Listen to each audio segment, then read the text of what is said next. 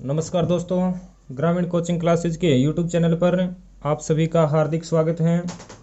हम जो पिछले वीडियो में पढ़ रहे थे मानव शरीर के तंत्र, और मानव शरीर का पहला तंत्र हम पढ़ चुके हैं रक्त परिसंचरण तंत्र, और उससे संबंधित प्रश्न उत्तर भी हम पढ़ चुके हैं।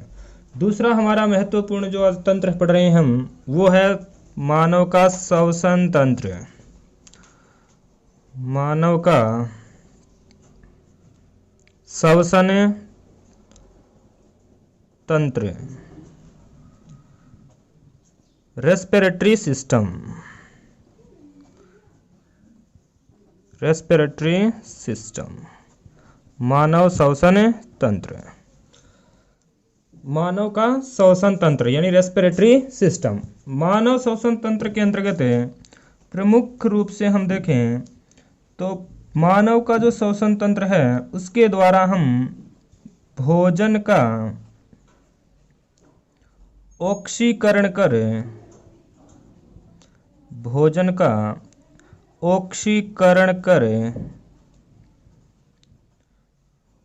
जीव को ऊर्जा प्रदान करना।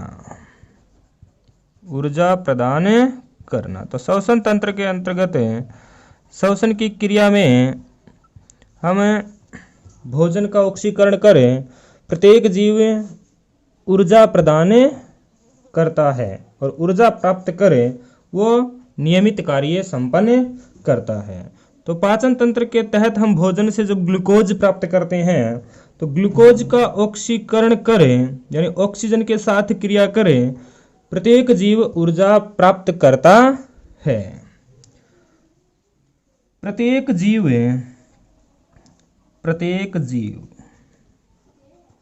या सजीव हम कहें, चाहे वो जंतु हो चाहे वह पादप हो, प्रत्येक जीव श्वसन क्रिया में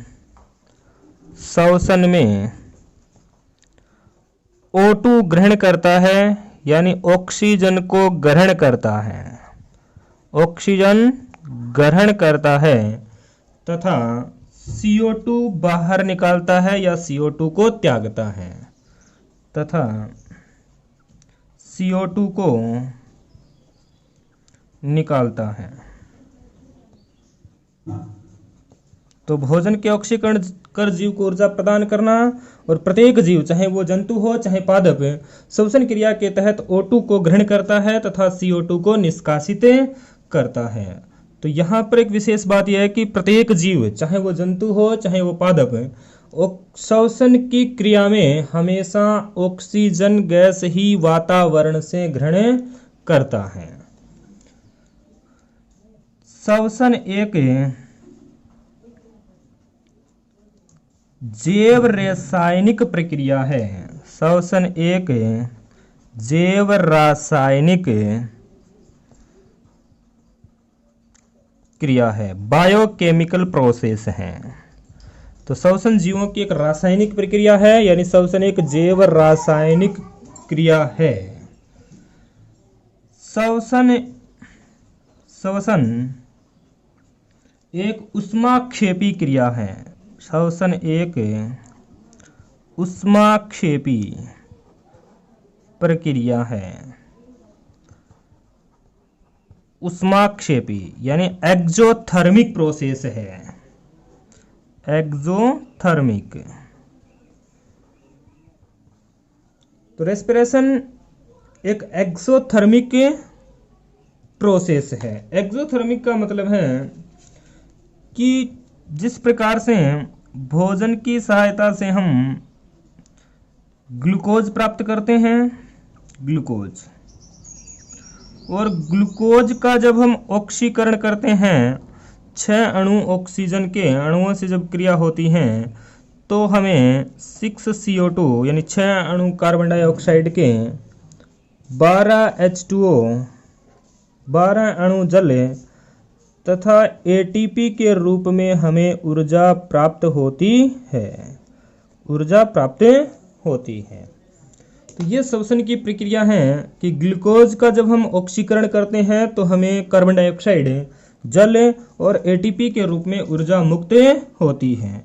तो ऊष्माक्षेपी से तात्पर्य है कि क्रिया करने वाले क्रियाकारक कहलाते हैं, क्रियाकारक, या इसे अभिकारक भी कहते हैं। क्रियाकारक या अभिकारक से हम जब उत्पाद प्राप्त करें तो उत्पाद के साथ साथ हमें जब ऊर्जा की प्राप्ति हो तो ऊर्जा का प्राप्त होना हमें ऊष्माक्षेपी प्रक्रिया कहलाता है। तो श्वसन एक ऊष्माक्षेपी प्रक्रिया है, एक्सोथर्मिक प्रोसेस। और ये श्वसन की है रिएक्शन या क्रिया विधि कि ग्लूकोज के साथ ऑक्सीजन और उसके बाद हमें जो उत्पाद में प्राप्त होता है वो कार्बन डाइऑक्साइड, जल और एटीपी के रूप में ऊर्जा। नेक्स्ट जो हम देखें तो श्वसन और प्रकाश संश्लेषण यानी फोटोसिंथेसिस एक दूसरे की विपरीत प्रक्रिया है। श्वसन व प्रकाश संश्लेषण, फोटोसिंथेसिस, श्वसन व प्रकाश संश्लेषण एक दूसरे की विपरीत प्रक्रिया है, एक दूसरे की विपरीत प्रक्रिया है। जिस प्रकार हमने श्वसन में जो उत्पाद प्राप्त किए तो प्रकाश संश्लेषण में वो उत्पाद क्रियाकारक बन जाते हैं। तो प्रकाश संश्लेषण में पादप जो है वो कार्बन डाइऑक्साइड, जल और सूर्य की ऊर्जा यानी सूर्य का प्रकाश की सहायता से ग्लूकोज और ऑक्सीजन का निर्माण करता है। तो प्रकाश संश्लेषण और श्वसन एक दूसरे की विपरीत प्रक्रिया होती हैं। तो सूर्य का जो प्रकाश है वो ऊर्जा के रूप में पादप ग्रहण करता है, इसलिए प्रकाश संश्लेषण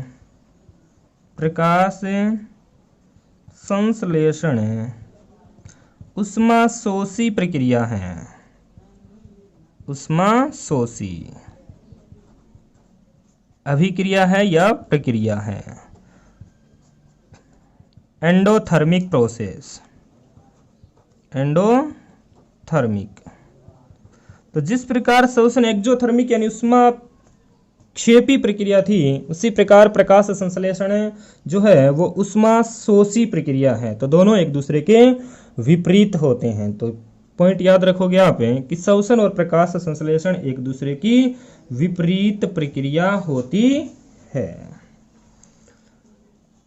अब पादप हमेशा ही प्रकाश संश्लेषण के समय यानी भोजन बनाते समय हमेशा ही वातावरण से CO2 गैस को ग्रहण करता है तथा ऑक्सीजन छोड़ता है, जबकि श्वसन प्रक्रिया में हर एक जीव वातावरण से ऑक्सीजन ही ग्रहण करता है।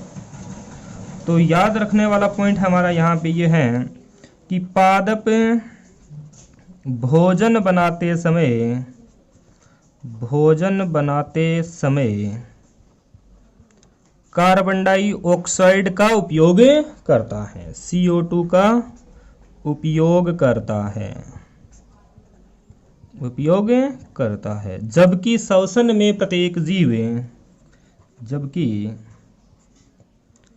श्वसन क्रिया में प्रत्येक जीव या प्रत्येक सजीव ऑक्सीजन ग्रहण करते हैं, O2 ग्रहण करते हैं। तो प्रकाश संश्लेषण और श्वसन एक दूसरे की अपोजिट प्रोसेस हैं और प्रकाश संश्लेषण एंडोथर्मिक है जबकि श्वसन एक्सोथर्मिक प्रोसेस है। और हर एक पादप भोजन बनाते समय CO2 का उपयोग करता है, जबकि श्वसन क्रिया में चाहे वो पादप हो चाहे कोई भी जीव जंतु जो भी है वो O2 ग्रहण ही करता है। तो ये थी सामान्य सी बातें श्वसन के बारे में। नेक्स्ट जो हमारी जो टॉप हेडिंग है वो है हमारा श्वसन दर, रेस्पिरेशन रेट। जिस प्रकार रक्त के अंतर्गत हमने पढ़ा था हृदय की धड़कन, उसी प्रकार श्वसन की भी दर होती है। तो श्वसन दर में एक सामान्य स्वस्थ व्यक्ति की श्वसन दर जो होती है, सामान्य व्यक्ति की श्वसन दर होती है 16 से 20 बार प्रति मिनट।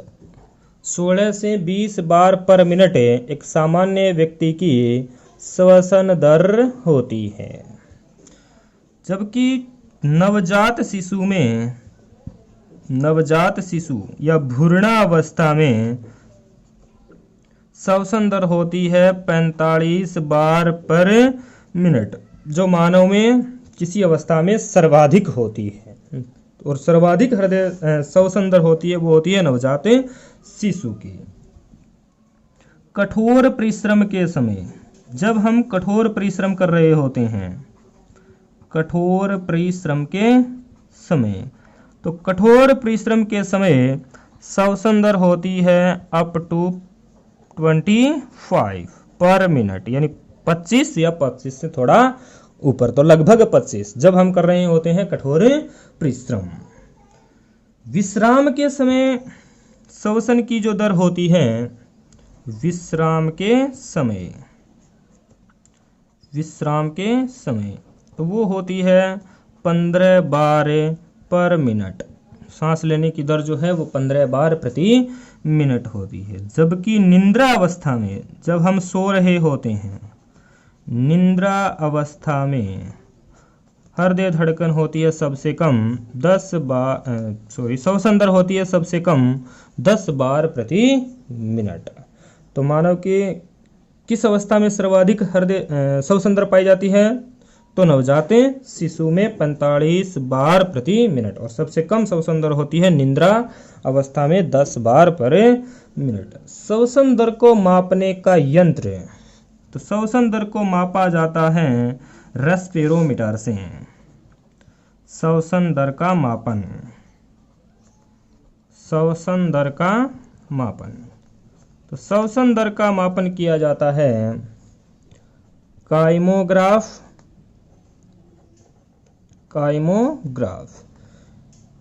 या रेस्पिरोमीटर के द्वारा। काइमोग्राफ या रेस्पिरोमीटर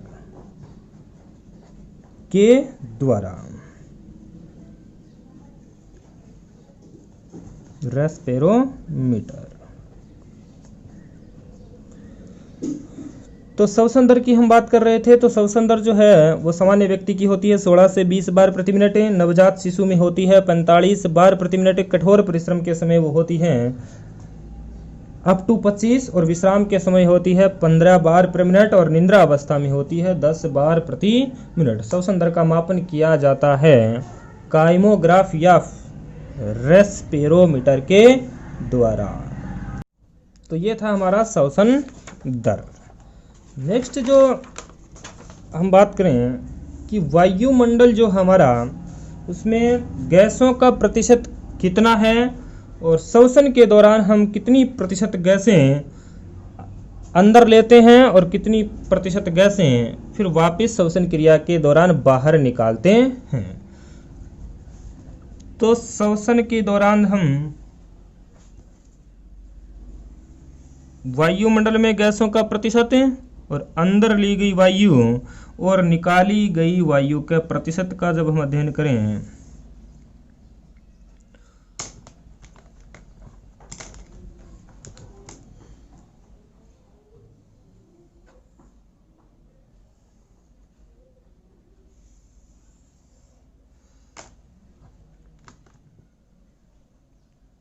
तो वायुमंडल में उपस्थित गैसों का प्रतिशत, वायुमंडल में उपस्थित गैसों का प्रतिशत, श्वसन के दौरान अंदर ली गई वायु का प्रतिशत, अंदर ली गई वायु का प्रतिशत, और बाहर निकाली गई वायु का प्रतिशत है। बाहर निकाली गई वायु का प्रतिशत। तो श्वसन के दौरान अंदर ली गई वायु और बाहर निकाली गई वायु का जब हम प्रतिशत देखें तो वायुमंडल में हमें मुख्यतः सर्वाधिक मात्रा में जो गैस पाई जाती है वो है नाइट्रोजन। नाइट्रोजन जिसकी मात्रा होती है 78%। तो वायुमंडल में नाइट्रोजन की मात्रा होती है 78%। ऑक्सीजन की हम बात करें तो ऑक्सीजन की मात्रा होती है 21% और उसी प्रकार CO2 गैस की मात्रा होती है 0.03%। अंदर ली गई वायु में यानी जितनी वायुमंडल में गैस होता है उतना ही प्रतिशत हम सीधा का सीधा श्वसन क्रिया के दौरान ग्रहण करते हैं। तो अंदर हम नाइट्रोजन को 78% ही ग्रहण करते हैं, उसी प्रकार ऑक्सीजन का ही 21% ग्रहण करते हैं और CO2 भी 0.03% ही ग्रहण करते हैं। बाहर निकालते हैं जब हम श्वसन के दौरान वायु तो वापिस 78% वायुमंडल में छोड़ देते हैं नाइट्रोजन, जबकि 17% के लगभग छोड़ते हैं ऑक्सीजन और 4% के लगभग छोड़ते हैं कार्बन डाइऑक्साइड। तो यहाँ से इस टेबल में हमें देखने को मिल रहा है कि नाइट्रोजन जो गैस है वो 78% ही हमने ग्रहण की और 78% ही वापस बाहर निकाल दी गई। तो इसकी मात्रा जो है वो अपरिवर्तित रही, अपरिवर्तित। यानी श्वसन के दौरान हमने नाइट्रोजन गैस का न तो उपभोग किया और न ही उत्पादन किया है। तो किस गैस की मात्रा अपवर्तित रही? तो नाइट्रोजन की। उसी प्रकार ऑक्सीजन जब हम देखें तो अंदर ली गई जो ऑक्सीजन थी वो 21% थी, जबकि बाहर निकाली गई ऑक्सीजन है 17% है। यानी ऑक्सीजन की मात्रा में 4% की क्या हो रही है? कमी हो रही है, ह्रास हो रहा है। इसलिए हमने इसका उपभोग किया है, उपयोग किया है। तो ऑक्सीजन का हम करते हैं उपभोग, जबकि कार्बन डाइऑक्साइड की मात्रा हमने ग्रहण की थी 0.03% है, जबकि बाहर हम छोड़ रहे हैं 4%। यानी हम इसका कर रहे हैं उत्पादन। तो श्वसन के दौरान अपरिवर्तित रहने वाली गैस है नाइट्रोजन, जबकि उपभोग में ली जाने वाली गैस है ऑक्सीजन और उत्पादन हम जो कर रहे हैं वो कर रहे हैं कार्बन डाइऑक्साइड का। तो श्वसन के दौरान इस गैसों का अंदर ली जाती हैं और इस प्रकार से बाहर निकाली जाती हैं। ये था हमारा वायुमंडल में उपस्थित गैसों का कुछ प्रतिशत जो श्वसन के अंदर काम में आता है। अब नेक्स्ट जो हमारा है कि श्वसन तंत्र जो है हमारा, उसमें कौन कौन से अंग काम में आते हैं, उन अंगों का क्या क्या कार्य है, किस प्रकार से वायु अंदर प्रवेश करती है, किन किन मार्गों से होती हुई वो हमारे अंदर पहुंचती है। तो हम देखते हैं श्वसन तंत्र या श्वसन मार्ग। जब हम देखें तो श्वसन मार्ग की वायु जो है वो किन किन मार्गों से होती हुई जाती है और किन किन मार्गों से वापस आती है। तो सबसे पहले हम वायु को ग्रहण करते हैं नासा गुहा में, नासा गुहा से, नसल केविटी। नासा गुहा से हम वायु को ग्रहण करते हैं। नासा गुहा से वायु पहुंचती है ग्रसनी में। नासा गुहा से वायु पहुंचती है ग्रसनी यानी फेरेक्स।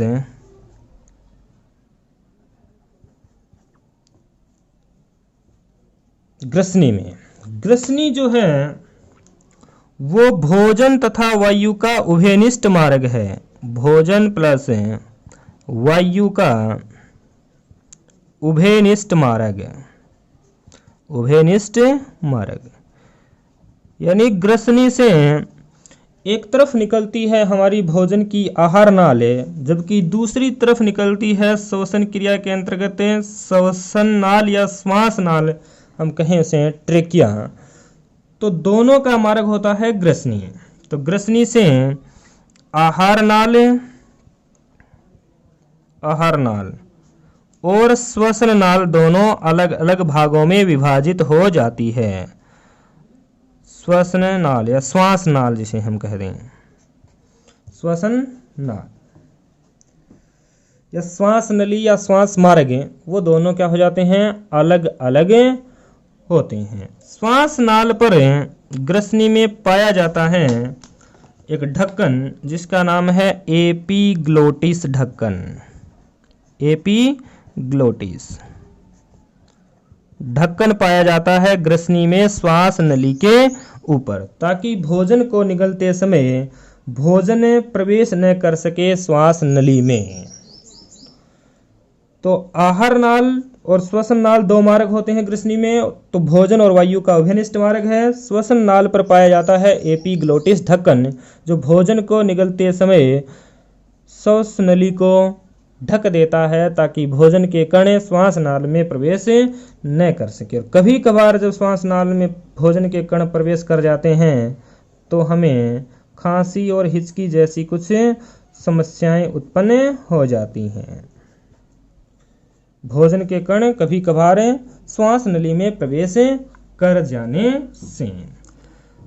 ग्रसनी के बाद जो वायु है वो पहुंचती है लेरिक्स में।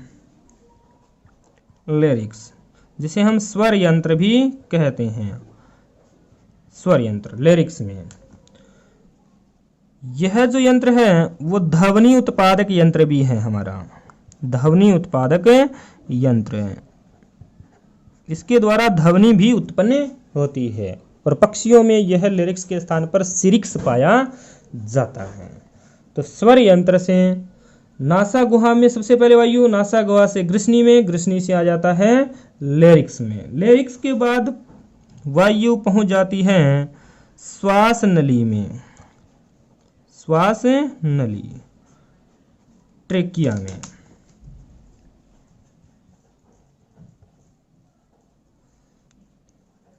ट्रेकिया श्वास नली में वायु पहुंच जाती है। श्वास नली आगे जाकर के विभक्त हो जाती है दो भागों में, जो कि श्वसनियां कहलाती हैं। तो श्वास नली विभक्त हो जाती है श्वसनियों में। श्वास नली विभक्त हो जाती है श्वसनियों में, यानी ब्रोंकियाई,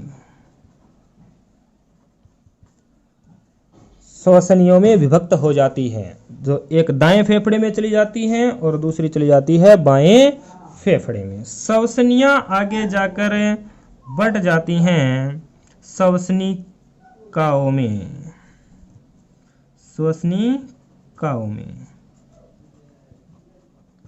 श्वसनिकाओं में यानी ब्रोंक्यूल्स में, ब्रोंक्यूल्स में। श्वसनियां आगे जाकर विभक्त हो जाती हैं अनेक श्वसनिकाओं में, प्राथमिक श्वसनिकाएं, द्वितीय श्वसनिकाएं और तृतीय श्वसनिकाओं में आगे चल कर के ये विभक्त हो जाती हैं। और श्वसनिकाओं के अंतिम छोर पे पाए जाते हैं वायुकूपिका, वायुकूपिका एल्वियोली, वायुकूपिका एल्वियोली, वायुकूपिकाएं पाई जाती हैं। और वायुकूपिकाएं फिर जुड़ी होती हैं रक्त केशिकाओं से, जिसमें रक्त आता रहता है और उसमें से ऑक्सीजन मिलती रहती है और कार्बन डाइऑक्साइड वापिस वायुकूपिका के माध्यम से होती हुई नासा गुहा के द्वारा बाहर निकल जाती है। श्वसनिकाएं और वायुकूपिकाएं ये स्थित होती हैं फेफड़ों के अंदर, लंग्स में, यानी फेफड़ों में, लंग्स में स्थित होती हैं। और फेफड़ों के नीचे लगा होता है डायाफ्राम या तनपुट जिसे हम कहते हैं, जो कि फेफड़ों का संकोचन और अनुशीतलन करता है। तो ये था श्वसन का हमारा मार्ग, जिसमें हम सबसे पहले बात करें तो वायु प्रवेश करती है नासा गुहा में, और नासा गुहा से वो आ जाती है ग्रसनी में। ग्रसनी जो है वो दो भागों में बटी होती है। आहार नाल एक तरफ निकल जाती है और श्वास नाल एक तरफ निकलती है। श्वास नली पर लगा होता है एपिग्लोटिस ढक्कन, जो कि भोजन करते समय श्वास नली को ढक देता है। आहार नाल से श्वसन नाल से वायु लेरिक्स में यानी स्वर यंत्र में पहुंचती है। स्वर यंत्र के बाद शुरू हो जाती है श्वास नली, और श्वास नली बटी होती है श्वसनियों में, और श्वसनियाँ बटी होती हैं श्वसनिकाओं में, और श्वसनिकाओं के ऊपर लगा होते हैं वायुकूपिकाएं। और ये तीनों जो भाग हैं वो फेफड़ों के अंदर स्थित होते हैं, और फेफड़ों के नीचे लगा होता है डायफ्राम, जो फेफड़ों में अनुशीतलन और संकोचन पैदा करता है, जिससे श्वसन की क्रिया नियमित रूप से जारी रहती है। ये जो क्रम था वो वायु का अंदर आने का क्रम है। उसी प्रकार जब रक्त से वापस कार्बन डाइऑक्साइड जैसी गैसें जो हैं उनको वापस वातावरण में छोड़ना होता है, तो वो रक्त केशिकाओं से आती हैं वायुकूपिकाओं में, वायुकूपिका से श्वसनिकाओं में, श्वसनिकाओं से फिर श्वसनियों में, और श्वसनियों से फिर श्वास नली, और श्वास नली से लेरिक्स से होते हुए श्वास नाल के माध्यम से ग्रसनी और नासा गुहा के द्वारा बाहर छोड़ दी जाती हैं।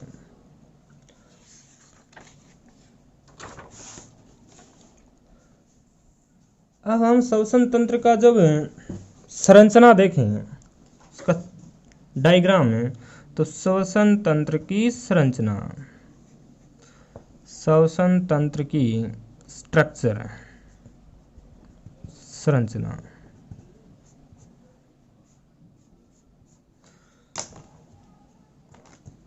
तो श्वसन तंत्र की संरचना कुछ इस प्रकार से है कि ये है हमारी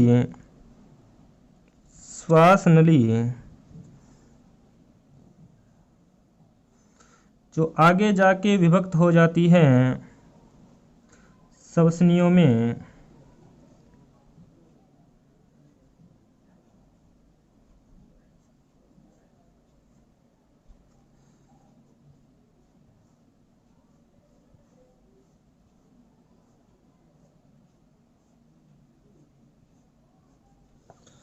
और श्वसनियाँ स्थित होती हैं फेफड़ों के मध्य।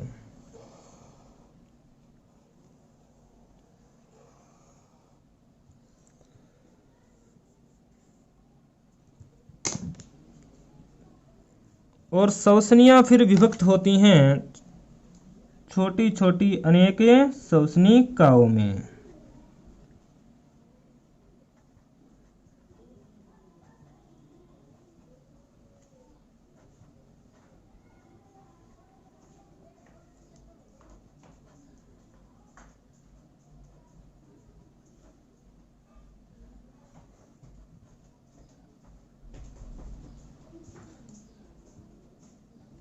प्राथमिक, द्वितीयक और तृतीयक श्वसनिकाओं में जाके विभक्त हो जाती हैं श्वसनियाँ।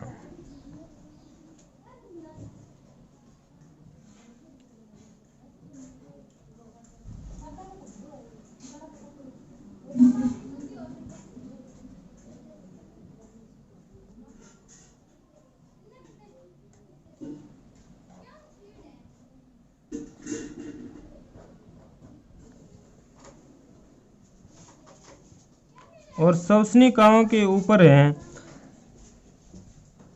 स्थित होती हैं वायुकूपिकाएं।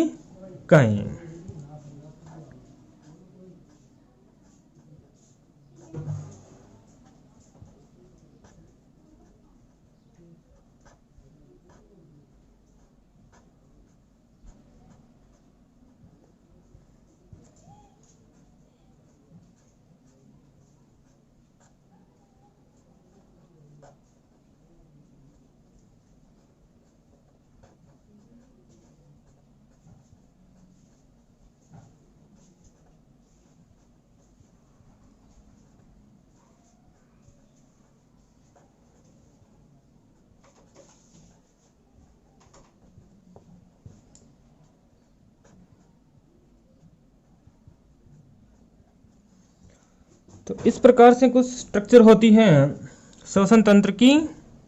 और श्वसन तंत्र के अंतर्गत ये जो हमारी श्वास नली है, श्वास नली, ट्रेकिया, ट्रेकिया, श्वास नली में छोटे छोटे सी आकार के छल्ले पाए जाते हैं ताकि श्वास नली जो है वो पिचके नहीं। तो ये श्वास नली के अंदर स्थित होते हैं सी आकार के छल्ले, सी आकार के छल्ले। यहाँ हमारा स्थित है लेरिक्स, स्वर यंत्र।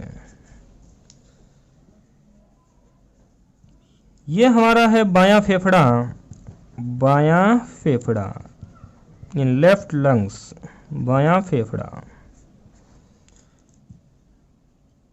ये है दायां फेफड़ा, राइट लंग्स, दायां फेफड़ा। दायां फेफड़ा जो होता है वो 3 पालियों युक्त होता है, यानी इसके 3 पालियां होती हैं। और बायां फेफड़ा होता है 2 पालियों युक्त। तो दाएं दायां फेफड़ा बाएं फेफड़े से थोड़ा बड़ा होता है। इसी प्रकार श्वास नली जो है वो आगे जाके विभक्त हो जाती है श्वसनियों में, जो एक दाएं आलिंद में दाएं फेफड़ों में चली जाती है और एक बाएं फेफड़े में प्रवेश कर जाती हैं। तो ये हैं श्वसनियां, ब्रोंकियोई, श्वसनियां।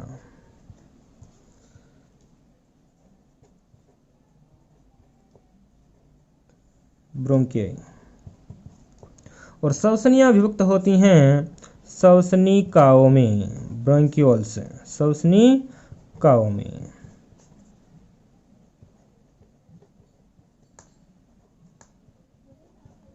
श्वसनिकाओं में। और श्वसनिकाओं के ऊपर स्थित होते हैं वायुकूपिका, वायुकूपिका, एल्वोली, एल्वोली वायुकूपिकाएं। और फेफड़ों के नीचे स्थित होता है डायफ्राम, यानी कि तन्पुट स्थित होता है, जो फेफड़ों में संकुचन और अनुशीतलन पैदा करता है। तो ये है हमारा डायफ्राम। तो ये है श्वसन तंत्र की संरचना। तो श्वास नली में पाए जाते हैं सी आकार के छल्ले। और श्वास नली विभक्त होती है श्वसनियों में। एक श्वसनी जाती है दाएं फेफड़े में, उसी प्रकार एक श्वसनी चली जाती है बाएं फेफड़ों में। दायां फेफड़ा जो है वो 3 पालियों का बना होता है और बायां फेफड़ा होता है 2 पालियों युक्त। तो दायां फेफड़ा थोड़ा बड़ा होता है बाएं फेफड़े से। श्वसनियां आगे जाकर विभक्त हो जाती हैं श्वसनिकाओं में, जो कि प्राथमिक, द्वितीय और तृतीयक प्रकार की श्वसनिकाएं होती हैं।